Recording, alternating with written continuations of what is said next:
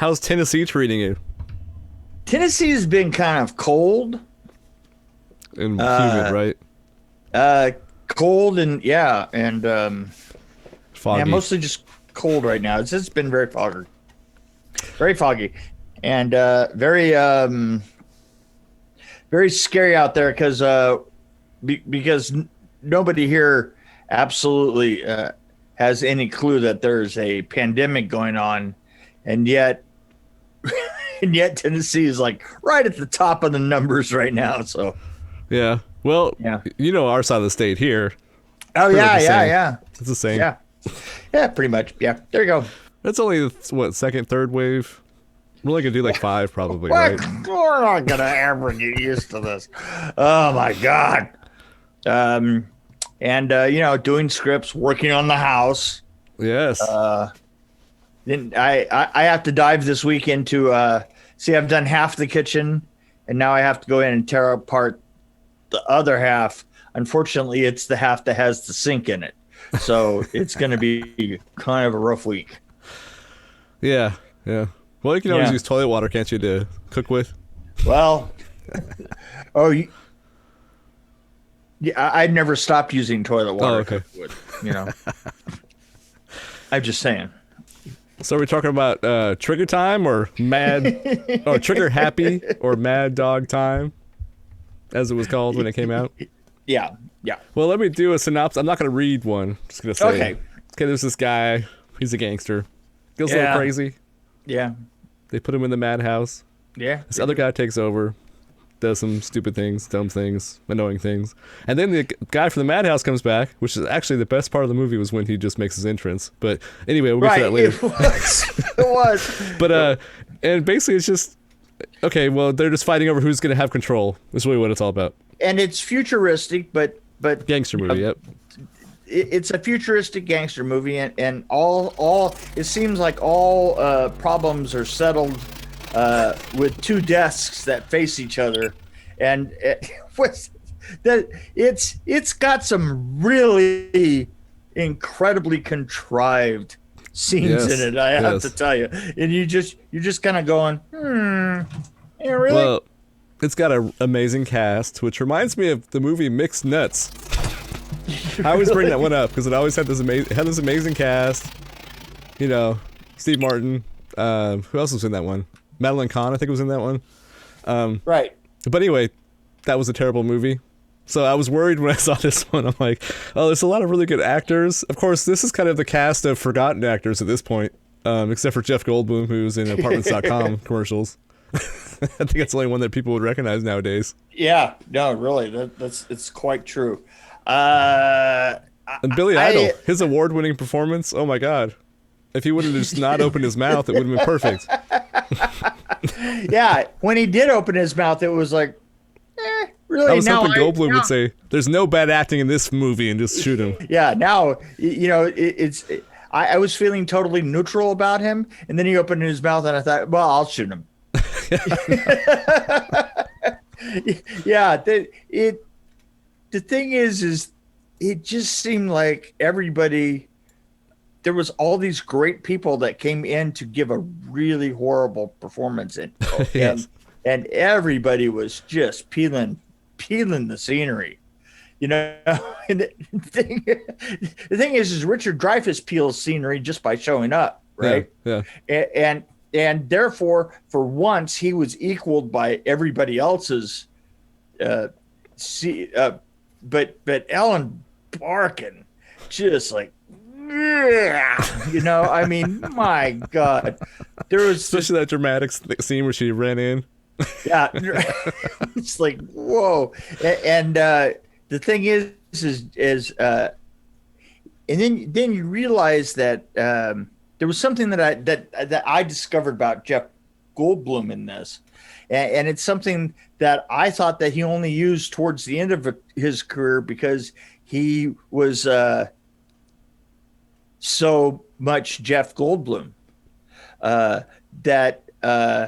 that Jeff Goldblum only acts one particular way. Right. Yeah.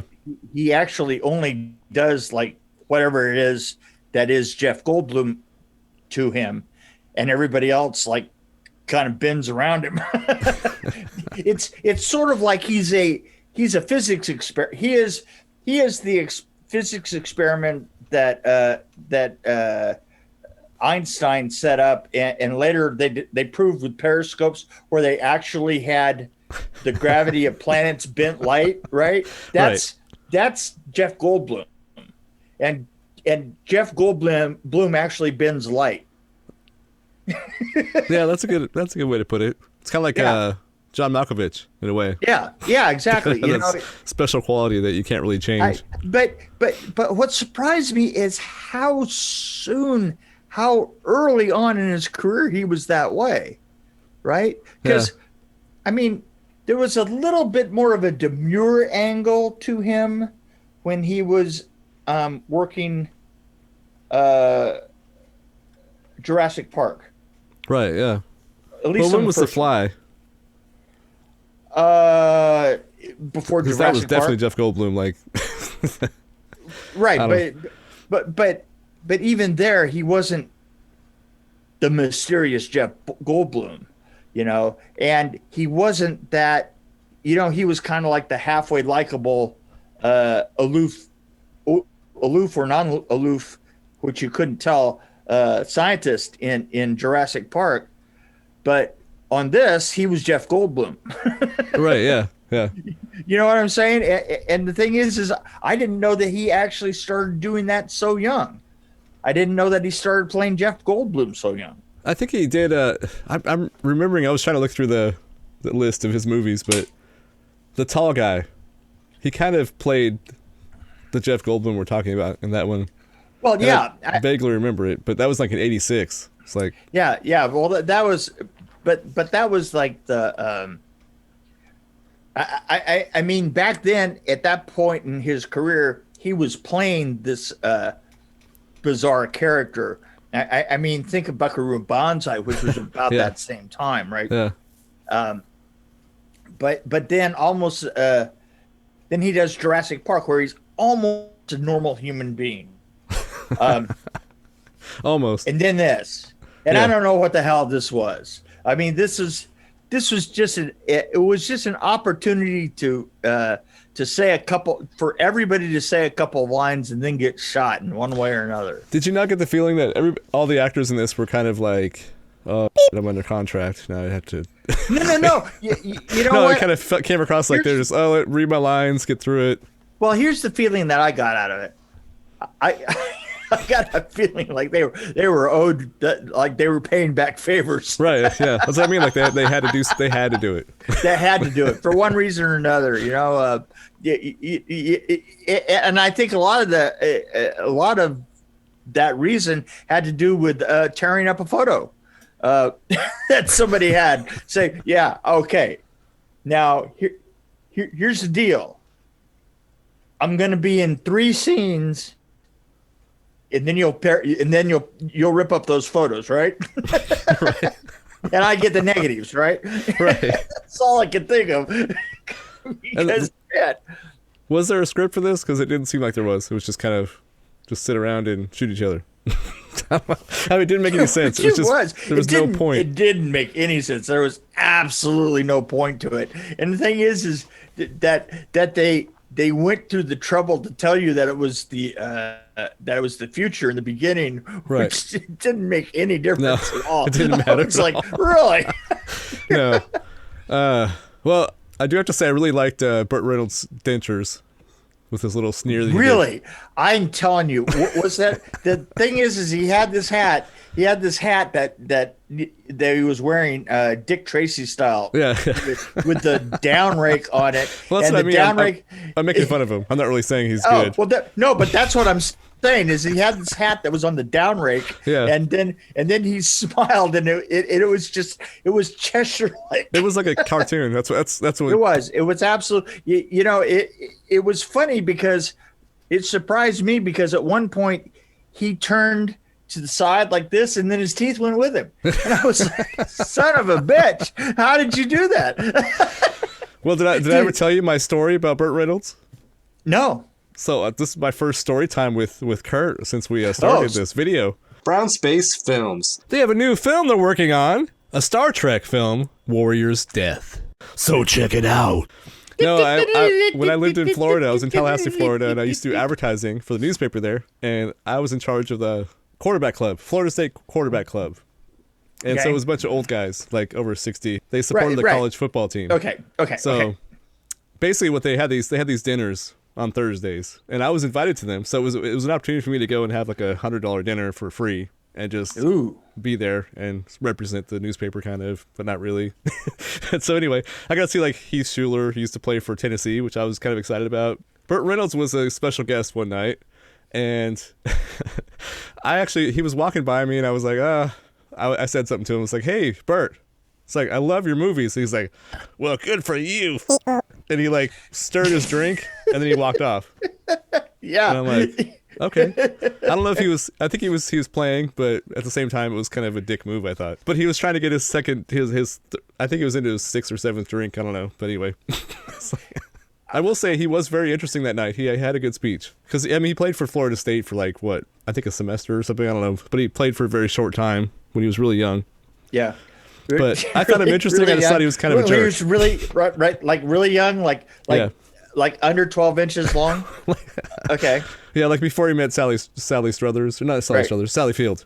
Sally Field. But yeah. No, I thought he was the kind of guy you walked in the room and he expected to own the room, and I think he was kind of annoyed that everybody wasn't really falling all over themselves to talk to him. So I think that's why he talked to me like that. It's like, and I should have just said something else. I mean, there was I love your dentures, Bert. there was something about like he just got left behind at a certain point in the mid 90s, and then that was it. That was as far as I think it was before that. I think it's when he started losing his hair. His magic started going with it. Yeah, because I really like some of the early. Like I like those movies with Sally Field. Why am I blanking on the name of it? Cannibal Run and like what's the other one? Well, I worked with him on great, Boogie Nights. Boogie Nights, yeah, he was awesome at Boogie Nights. Actually, I actually thought he was pretty good in that one. Yeah, he was pretty aloof when he wasn't, playing a porn king. So, well, I thought that was a good role for him to play. yeah, it really is, But yeah, so I thought this movie was. I would rather watch paint dry, really, I guess. My God. The funny thing is I've seen much more exciting paint dry. I really have, Well, you painted a lot of sets that were probably more interesting. I have. And so, you know what? I've seen a lot of paint dry. And this was definitely beneath that. I know my paint drying. And you, sir, are no paint drying. That's a good point. Yeah. Well, okay, I'm looking at Smokey and the Bandit. That was one that I like a lot more. Okay. But yeah. So I think but you know what? He's almost universally played characters in films that I did not ever give a shit about. I really liked that movie though. That's actually one of my favorite movies as far as just a mindless movie to watch with all the characters in it, like Dom DeLuise and all those crazy people that are in it. Yeah. I was looking at his resume. I think it started going downhill when he started doing TV shows and movies in the mid '80s. Looks like Golden Girls, Rent a Cop. Was a movie. One thing I have to say is I think that his life was more interesting in the hands of Tarantino, though. Oh yeah, because the Hollywood. The Once Upon a Time in Hollywood is actually about him. Oh, really? I never knew that. It's actually about him and Hal Needham. Oh, really? The two characters there, the two characters that were played by what's his face in the other guy? Yeah, the other guy. Yeah. What's his face in the other guy? That was basically Burt Reynolds and Hal Needham. Oh, wow. And actually taken from their lives almost directly. The whole all the stories in there are actually stories that were attributed to those two guys. So there you go. I bet you didn't know that. I didn't know that. See, trivia from Mick. Yeah. Woohoo! Woo! Yeah, you had the smashing together of two overall LA stories. And one of them was twisted one of them was twisted in a great way, and the other one was just actually kind of how it ran. One of the stories was about the Manson killings, but the other story that was the lifelong friendship of Hal Needham and him. So just to the more you know. Yeah. Okay, so what do you rate this turkey? Because honestly, this is a film that did nothing but take up space. Yeah. In my life, right? I mean, I just canceled an hour, and I watched it in real time, which is pretty rare for me. Wow. I watched it in real time, so it literally chewed up an hour and a half of my life, and there were so many people in there that I like a lot that did things that I don't like at all. I am such an Ellen Barkin fan, and she was so terrible in this. What about Angie Everhart?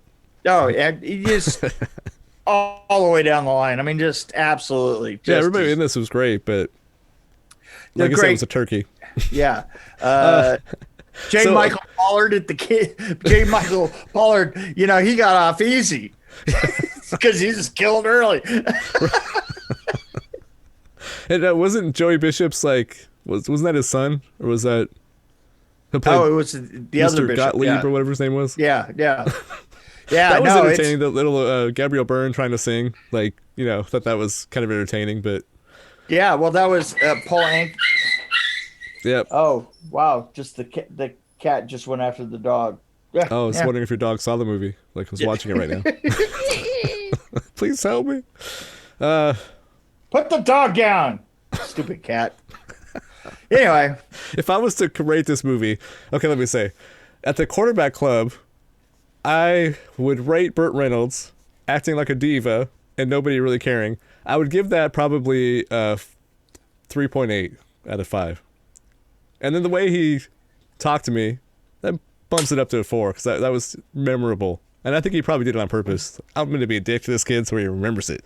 But anyway, and I'm glad that I was a kid, because I was 30-something. Anyway, so if I compare it to that, I'd probably give, paint drying is probably about a 3 compared to this movie. So maybe this is like a 1.5. Really? I don't know if that made sense. Really? None of that made sense. I'm telling you, I cannot give this above a 0.7. Yeah, that was generous, I guess. 0.7 of a percent. And see, now you're making me feel bad because I was too generous. And you have to like it. Well, I might have to bring mine down to like a 1.2. Because the thing is, I figure, for me, paint drying is a 1. Well, you haven't seen the paint good that paint. I've seen. Good. I'm saying good paint. I'm talking about high with no quality ventilation. Paint. Oh, well, that's a 2. That's a definite 2. Right. Is this thing done yet? Yeah, I think we're done. We have nothing else to talk about. That's how bad this was.